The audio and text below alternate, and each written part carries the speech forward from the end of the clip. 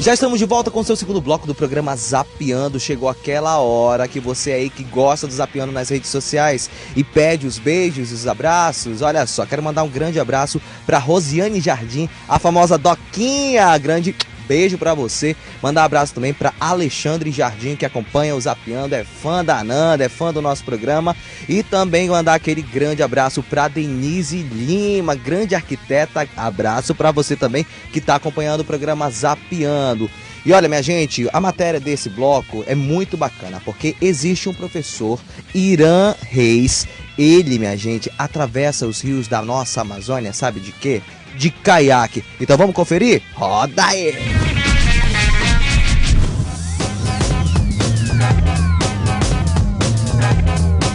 Fala, galera do Zap, nós estamos aqui no Comando Militar da Amazônia, porque eu vou trocar ideia, cara, com um cara que ele é sensacional. Ele é professor de matemática e geometria lá do Colégio Militar de Porto Alegre. Mas olha só, ele é diferente porque ele desce os rios de caiaque. Uma das aventuras que ele fez foi descendo de São Gabriel da Cachoeira até aqui em Manaus. E quem vai trocar essa ideia com a gente é ele mesmo, o professor Irã Reis. Tudo bem, professor? Tudo bem.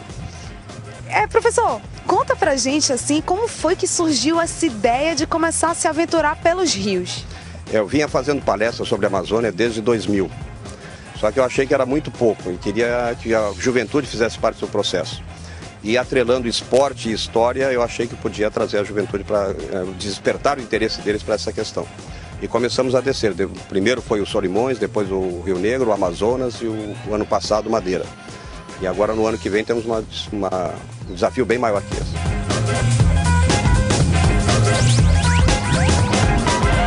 Todas essas 5 vezes que o senhor vai descendo, o senhor faz um estudo de como é que são os rios, quantas horas, como é que é isso?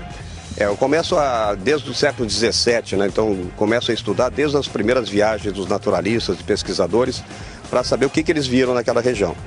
Então aí vou para o Google, uso todos os elementos necessários, faço uma retrospectiva histórica antes de entrar. Então a próxima viagem, que é no Rio Juruá, eu já tenho 300 páginas de história já prontas do livro, então reportando todo o início, toda aquela questão de fronteiras com o Peru, etc. Aí como é que o senhor faz para se alimentar? Nas primeiras viagens, como era só o caiaque, o estoque nosso era de massa, né, desidratada, e muitas vezes a gente comia ela crua mesmo. Mas a população local sempre nos apoiou. Então, onde parava, vinha alguém com... O pessoal vê o elemento ali chegando de caiaque e fica preocupado, né, de atender aquele pobre coitado. Então, chegava com um prato de comida, inclusive, às vezes, dormíamos na casa deles, então toda assistência eles nos davam.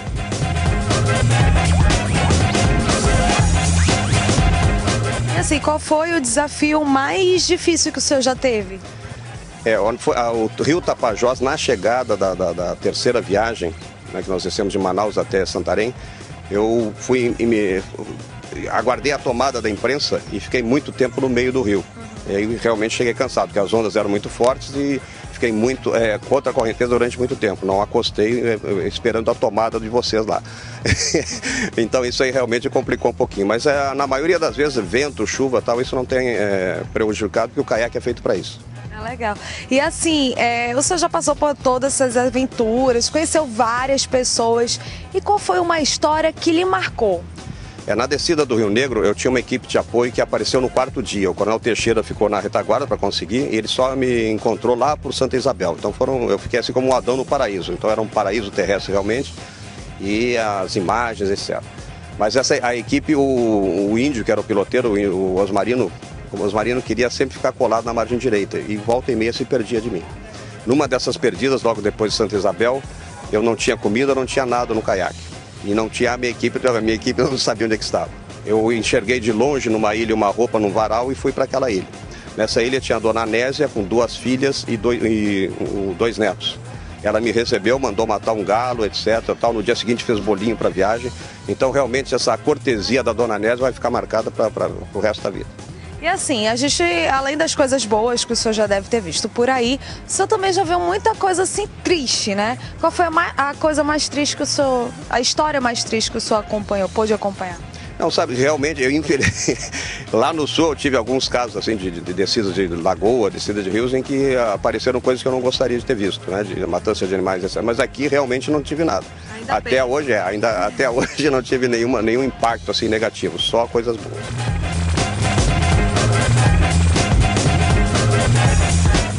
O Coronel Pastor, que é aqui do Comando Militar da Amazônia, vivia me cobrando por que eu não descia o Juruá. Só que eu sou professor do Colégio Militar e só posso fazer nas férias. É um mês e meio no máximo. E o Juruá demandaria muito tempo, né, em torno de 5 meses.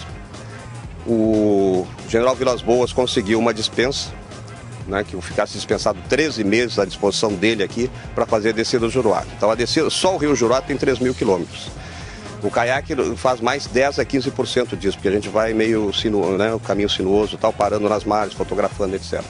Então o total vai dar, entrando nos afluentes e vindo até Manaus, 5.000 quilômetros. Então estou calculando por 5 meses, vou ver se eu encurto, vai depender da velocidade das águas, mas será também uma experiência inédita. Então é um recorde, meu recorde, não estou preocupado com o recorde dos outros, mas o meu será um recorde.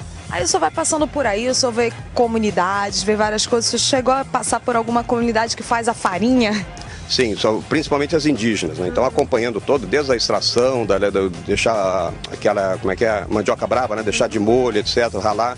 Então a gente vai entrevistando as pessoas, vai interrogando, vai colhendo informações. Nos indígenas eu peguei muitas lendas, né? A iniciação da moça nova lá com os ticunas. Então dessas lendas todas a gente vai acaba produzindo um livro com tudo isso. E falar em lenda, o senhor andando de caiaque nos rios amazônicos, algum boto lhe seguiu? Na televisão tem um cantador de cães. Eu mexo com a minha equipe de apoio, que eu sempre mando ela ficar mais à retaguarda. Que a gente vai assobiando e os botos vêm para perto. Então eu digo que eu sou encantador de botos. Então realmente eles ficam dançando na frente do caiaque, porque o caiaque que eu piloto, ele tem a formação igualzinho a cabeça de um boto, como se estivesse nadando de costas. Não sei se é isso que chama a atenção dele. E realmente eles ficam dançando na frente do caiaque.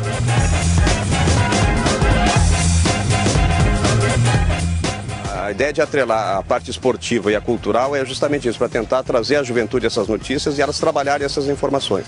A ideia inicial era para levar para o colégio, vamos dizer, cada informação coletada ser ampliada em sala de aula. Com certeza, né? Isso vai agregar para o crescimento dos seus alunos, né? E fazer história mesmo, é isso mesmo, tem que explorar, tem que incentivar mais a galera no esporte mesmo, esporte junto com a natureza, tá ali, tá conhecendo comunidades, como o senhor mesmo falou, as experiências que o senhor viveu, só o senhor vai guardar, só o senhor vai manter aquilo ali no coração, conhecendo pessoas, enfim, lugares. Então é isso, galera, faça que nem o professor Irã Reis, pegue o caiaque e venha conhecer a Amazônia.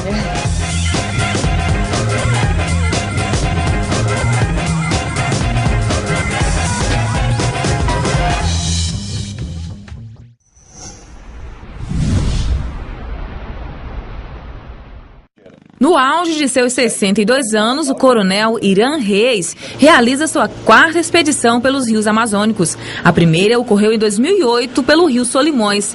Este ano, Irã realiza a expedição General Belarmino Mendonça, que começou na Foz do Breu, fronteira com o Peru, e terminará em Manaus, no Amazonas. Irã explica como surgiu a ideia do projeto e o que mais lhe tem impressionado nessa expedição. Tudo começou com uma promessa pela recuperação da saúde da minha esposa, que teve um AVC em 2004. E como eu sou um apaixonado pelas coisas da Amazônia, como oficial de engenharia que trabalhei aqui durante 5 anos e meio. E fui muito ligado também à canoagem, eu aliei as duas coisas, o pagamento da promessa, a canoagem e a Amazônia. Então descendo os rios da Amazônia e contando a sua história. E o que mais lhe encanta nessas viagens? Olha, novamente aqui no Juruá, aquilo que nós encontramos no Solimões, no Negro, no Madeira, é a hospitalidade, né? Então nós não trouxemos nem liquinho, nada para fazer fogo. A gente chega, sempre alguém, o Marçal é o nosso cozinheiro-chefe, ele chega, pede, o pessoal abre a porta da casa, deixa usar o fogão, fazer a comida, e quando não, a própria comida eles fazem e nos oferecem, nos chamam para jantar com eles. Então a receptividade é fantástica. Já se passaram 10 dias desde que o coronel e sua equipe saíram do ponto de largada dessa expedição, Foz do Breu, no Peru. Até Cruzeiro do Sul já são 450 quilômetros percorridos em apenas 8 dias de remo. O coronel Ivan Carlos, que acompanhou o Irã no percurso Foz do Breu até Cruzeiro do Sul, fala da beleza natural que encontrou na região. O rio ele é muito lindo, a beleza natural aqui da Foz do Breu até aqui, o Cruzeiro do Sul, é muito lindo. Então, e além da beleza dessa água que desce, sustentando os ribeirinhos, a receptividade das comunidades que nos receberam. Então, a mesma situação, as famílias, o apoio que nos deram. Então, o povo acriano foi muito receptivo. Além dos coronéis, 2 soldados do Exército acompanham a dupla durante todo o percurso. Em uma aventura como essa, não se pode ter mordomia. Mário Helder diz que na lancha só vai o que é básico e indispensável para a viagem. O material que a gente tem até da vinda da Foz do Breu até aqui, Cruzeiro, são o arroz, o charque, a farinha e o óleo. E o sal que não precisa porque o charque já é salgado. Só. A equipe conta com o apoio de policiais militares do estado, prefeituras e o Exército Brasileiro, além de outros parceiros que ajudam nas despesas. Após a expedição, que tem por objetivo reconhecer alguns dos afluentes do Rio Juruá, será apresentado um livro com registro das experiências e dos levantamentos realizados no período da expedição General Bellarmino. Para Irã, além de pagar a promessa e fazer o registro do livro, a emoção de interagir com a natureza, ver de perto as belezas desse bioma tão peculiar, é sem dúvida a maior recompensa. Ao final dessa expedição, o nosso navegante destemido, que aprende e que ensina, se modificará nas águas da Amazônia e nos reciclará com novas informações. A próxima parada da expedição Bellarmino será no Guajará, no Amazonas. E agora os nossos aventureiros seguem viagem. Agora, olha essa. Um expedicionário gaúcho apaixonado pela Amazônia atravessou todo o Rio Juruá a caiaque. A expedição, que começou no final de dezembro, terminou neste domingo, em Manaus.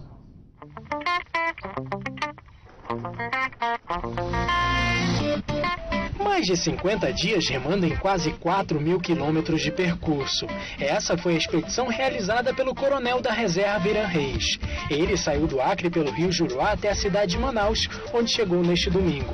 Durante o caminho, teve o apoio do Exército Brasileiro e passou por cerca de 30 municípios.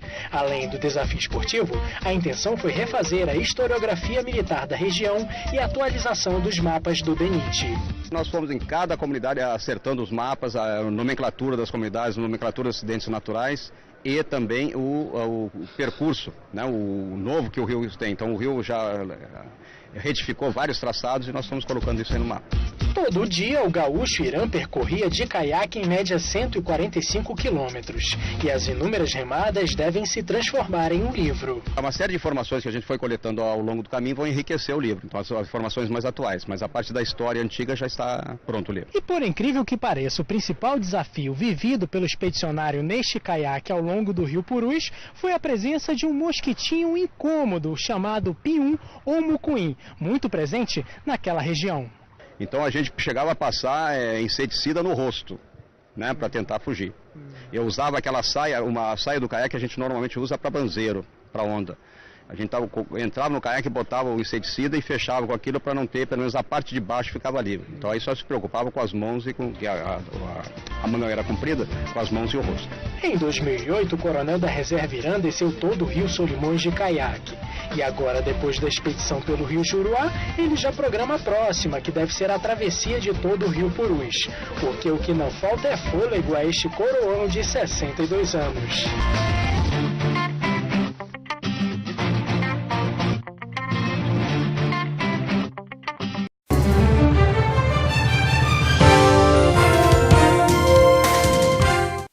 Militar da reserva do Exército percorreu nos últimos 3 meses 30 municípios ao longo do Rio Juruá.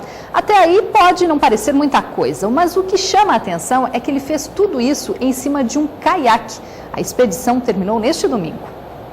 A missão do professor Coronel Irã Reis e Silva era catalogar as comunidades ribeirinhas e atualizar os mapas da região do Rio Juruá. Mas por conta de uma promessa à mulher, ele resolveu deixar a viagem mais emocionante. Foram quase 4.000 quilômetros, 30 municípios em menos de 3 meses ao longo do Rio Juruá. E tudo isso aqui, ó, em cima desse caiaque. Mas claro, acompanhado por uma lancha. As comunidades eram muito distantes uma das outras, né? As informações nos mapas não batiam. Então nós tivemos a oportunidade de remar 13 horas num dia. Isso aí realmente é bastante cansativo. Então até 9, 10 horas a gente está acostumado, mas 13 horas realmente é muito complicado. A aventura também contou com o apoio de 2 soldados. Mesmo assim, as dificuldades não foram pequenas. O militar conta que em certos trechos era difícil até conseguir abrigo, porque em algumas comunidades ninguém ainda tinha visto uma embarcação como essa. Portamos com um caiaque ou no remo, quem é que vai fazer mal alguém de remo, né? O pessoal entrou no mato e não tinha saído. Então, alguma coisa houve aqui, então esse negócio dos piratas, etc. Então essa pessoa estava com essa informação e estava com muito medo. O resultado da viagem vai ser registrado em um livro que ainda não tem data de lançamento. É o 3º que o professor escreve sobre expedições nos rios da Amazônia. Eu lancei um, foi o Rio Solimões. Todos eles têm o mesmo título, Desafiando o Rio Mar, Descendo Solimões. Só muda o descendo, né? Então o Rio Negro, o Amazonas 1 e o Madeira estão prontos. A expedição passou por municípios do Acre e do Amazonas. No caminho, a desatualização dos mapas impressionou o professor, que reforça: é preciso realizar mais viagens como essa em toda a região amazônica. A comunidade que ficava na boca do Juruá, que era Nova Matusalém, estava a 5 quilômetros aterrada lá embaixo, né? Então eu não conheci mais o que era aquilo. Então tem que se atualizar. Isso foi em 4 anos. Então no mínimo 5 anos a gente tem que atualizar. Em constância tumultuária do Euclides da Cunha. Então os rios estão sempre mudando, criando ilhas.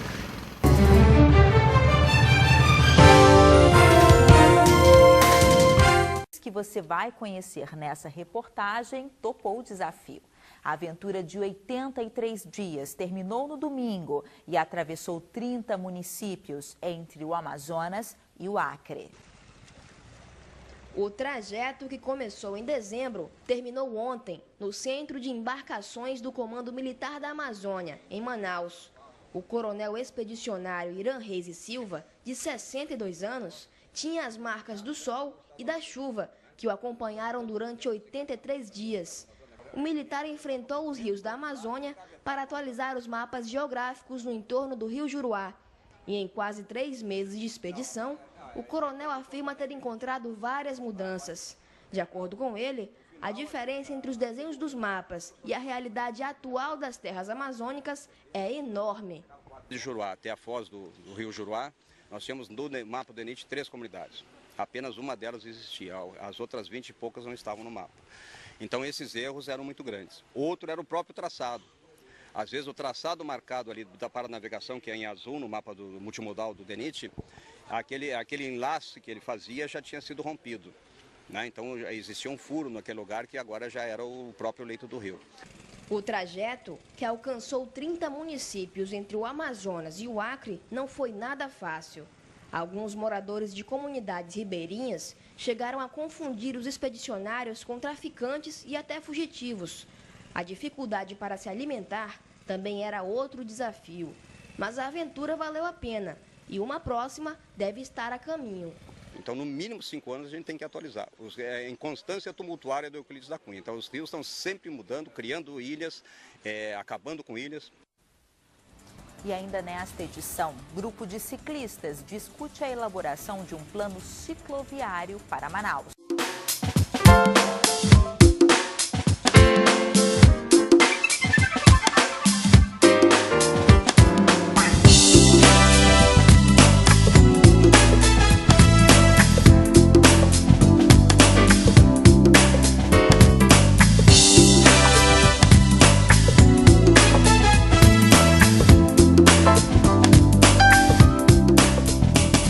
Vocês que acompanham o Rota 20, por certo, lembram do Irã.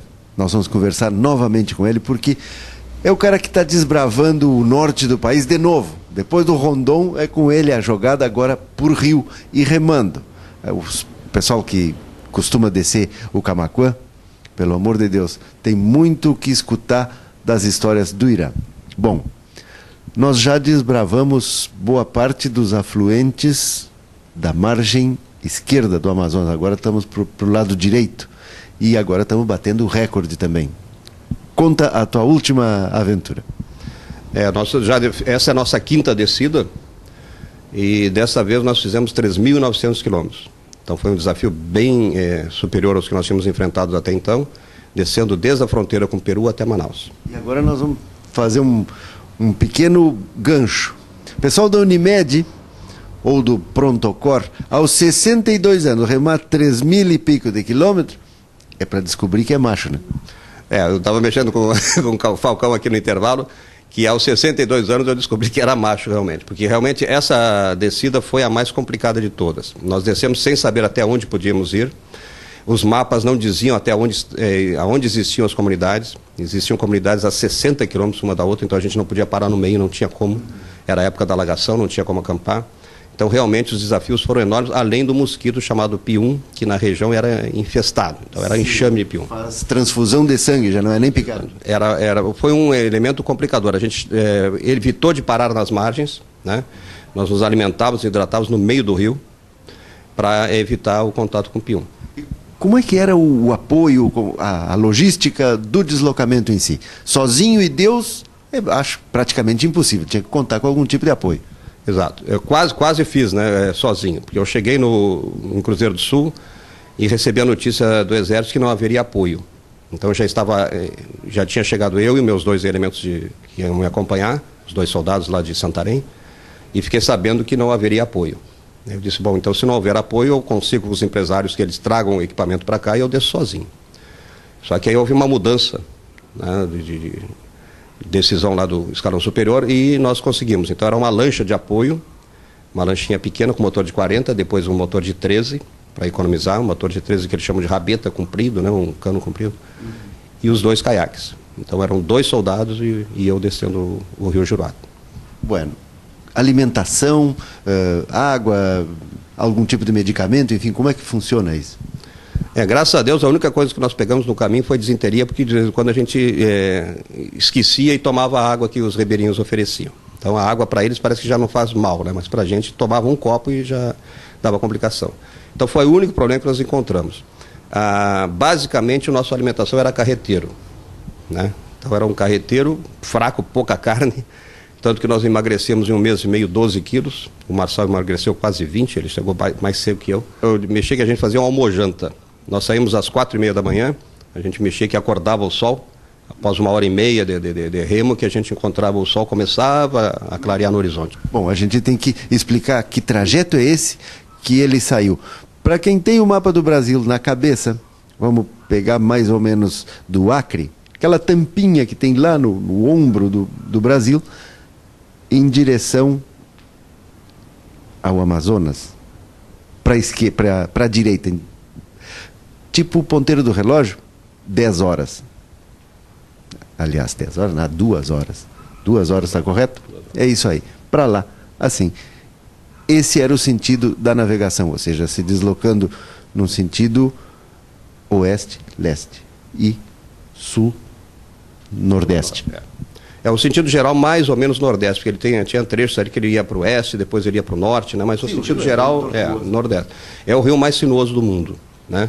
Então, para se ter noção como tal a sinuosidade dele, nós, se pegarmos ali da Foz do Breu, de onde eu saí, até a Foz do Solimões, daria 1.000 quilômetros de extensão em linha reta. E esse trecho tem 3.000. Então, às vezes, tu faz um laço tão grande que tu volta para o mesmo lugar. Então, tu sai assim, dá uma volta de 17 quilômetros e poderia ter feito 200, 300 metros. Botaram por terra o nosso ditado local aqui de que tem mais volta que o Rio Negro, tem bem mais volta. Mais volta. Então, realmente é o mais sinuoso do mundo. Ponto de partida, da onde foi? Da fronteira?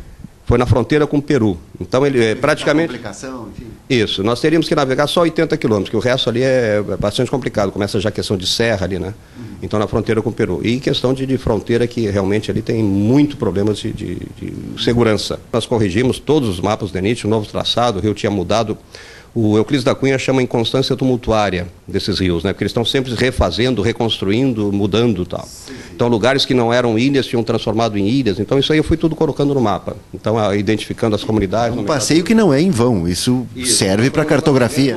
De engenharia, um reconhecimento de engenharia que a gente chama mesmo. Então, o mapa do DENIT e do IBGE podem ser agora corrigidos com essas informações que nós fizemos. Eu tenho um sonho, agora que... eu te falei, a gente, além do levantamento de engenharia, a gente faz uma historiografia da região.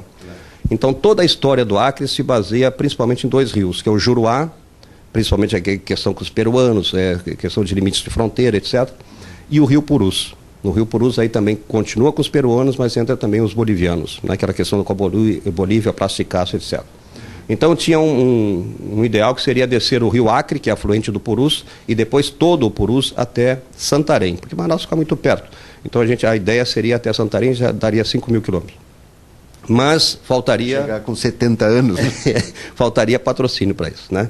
Então nós temos esse aí. Se não der nada certo, nós estamos gerenciando com a Marinha de Guerra, para ver se ela dá um certo apoio. Se não sair, a gente vai fazer o Tapajós, o rio Tapajós. Vamos subir e descer o Tapajós. Até Jacareacanga, com aquele problema dos Mundurucus, com a nova hidrelétrica que estão querendo construir no Tapajós. Então tem outra história. Então vamos ver o que vai sair. Mas que em outubro nós estamos na água, estamos na água. Telefone para contato, que alguém vai ver essa matéria e vai convidar para uma palestra. 51, que é o prefixo de Porto Alegre, 9234-2378. Mais alguma coisa a acrescentar ou já está com o remo pronto para sair? Eu estou aguardando o teu convite aí, vamos ver se a gente consegue descer com o Falcão Rio Negro, nós estamos prontos aí, é só ele pegar o grito. Até Colônia do Sacramento. Até Colônia do Sacramento. Prazer em falar contigo, Irã, um grande abraço e, claro, no final dessa próxima aventura, façamos ela juntos ou em separado, a gente conversa outra vez. Espero que vocês tenham gostado.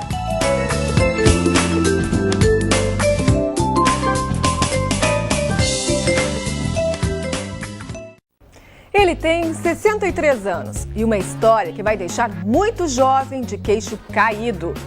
Percorreu quase 4.000 quilômetros remando numa expedição pelo rio Juruá, no norte do país. E tudo começou depois de uma promessa. Eu fui conhecer esse aventureiro gaúcho em um dos lugares que ele mais gosta em Porto Alegre, à beira do Guaíba.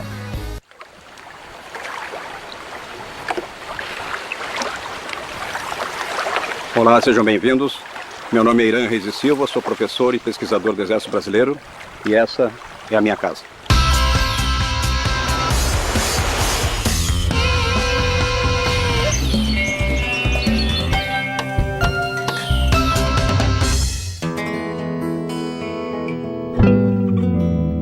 Por que o senhor considera esse lugar a sua casa, a água a sua casa? Aqui eu esqueço todos os meus problemas.